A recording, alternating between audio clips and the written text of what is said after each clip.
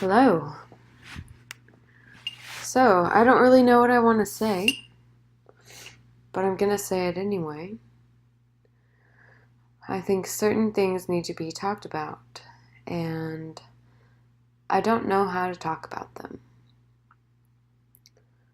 I'm a female in tech, and there's many different ways we can go with that. Oh, I'm the poor female in tech. Please have sympathy for me. Oh, I'm the female in tech. Please let me serve you so that I can be part of this system. Is there another way? Is there? I could quit. I could be homeless until I create miraculously my own company out of nothing.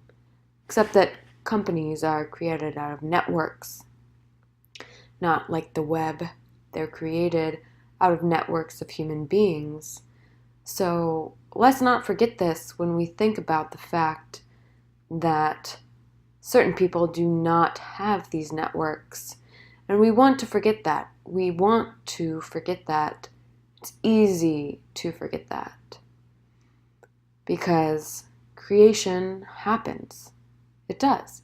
It's not a blame or shame.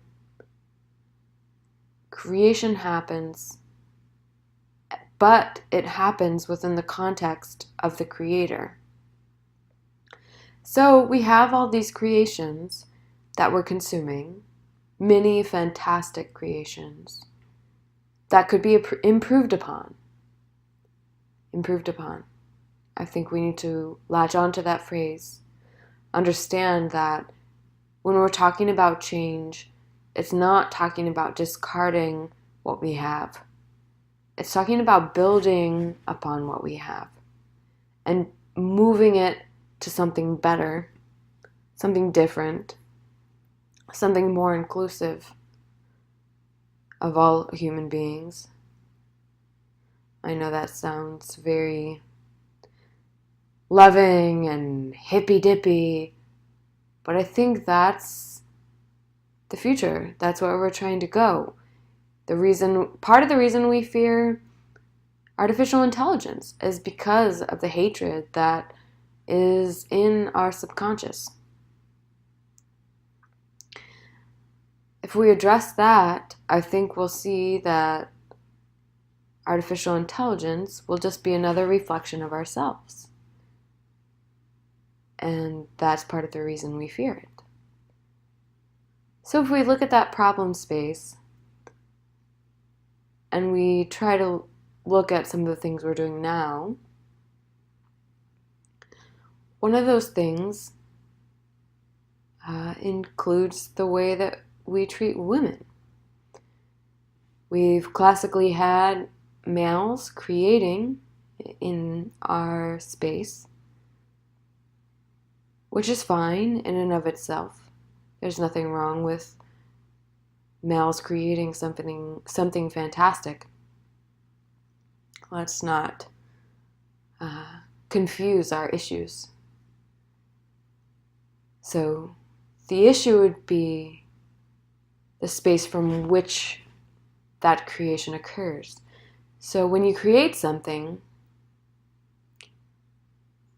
it tends to echo the subconscious patterns which you harbor.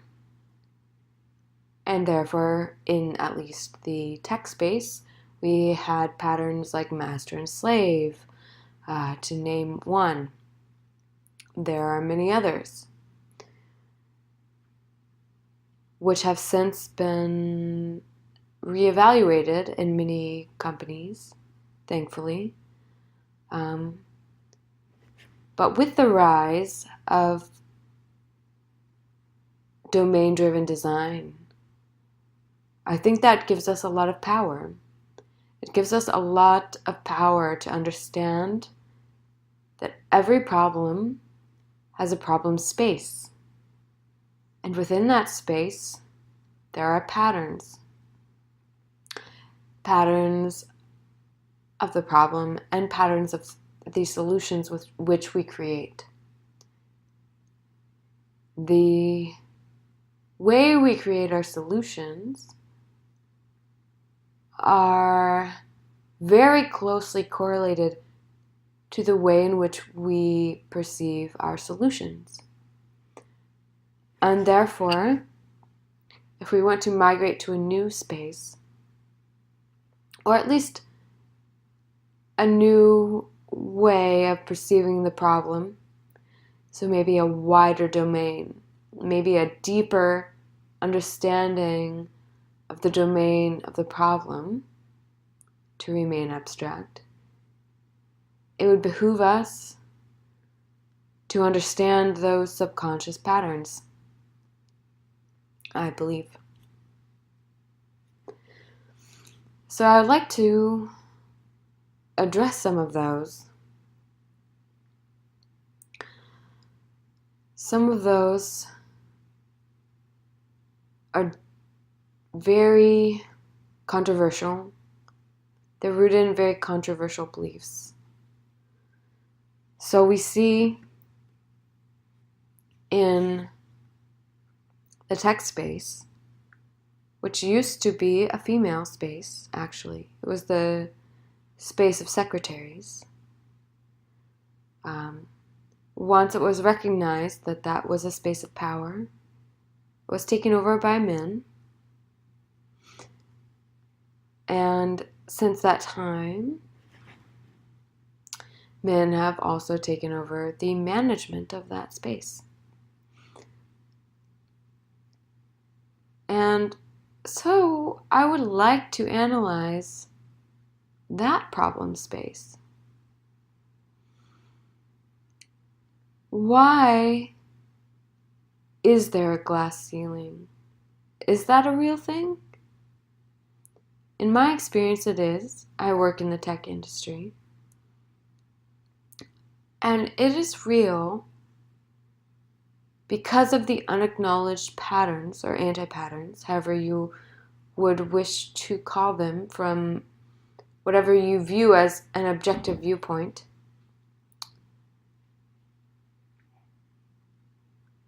There is the glass ceiling. I've met a few people which help me believe that the ceiling can be transcended. I think ultimately, when we are talking about the problem space of intelligence, it transcends gender. It transcends even whether you're human or machine. It talks about intelligence as an objective ideal.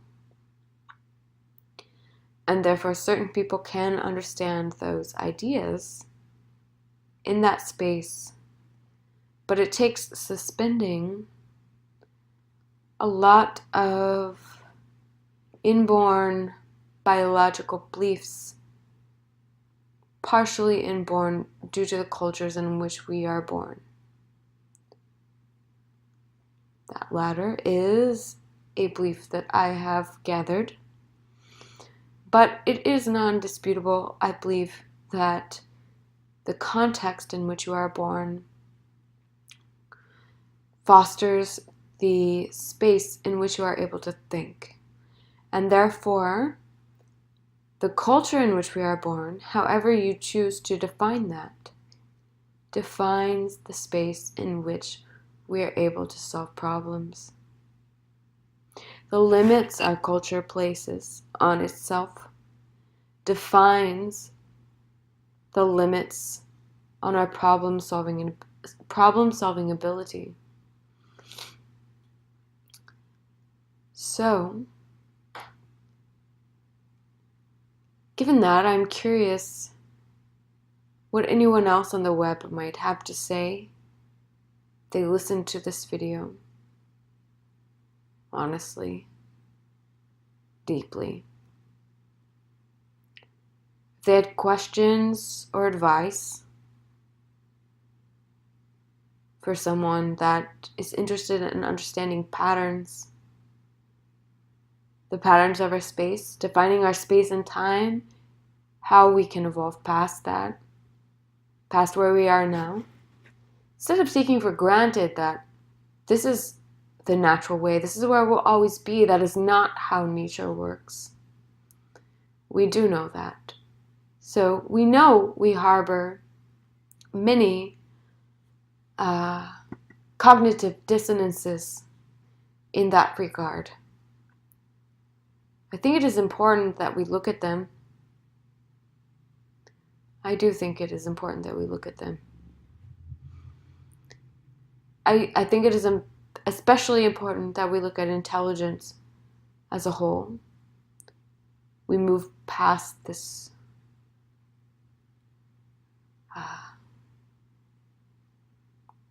many may not like this, but pattern of breeding. It's a pattern of breeding that nature has created for us that is beautiful and serves its purpose. But we cling to it because we are scared. And as we move into a new age, where we have so many options,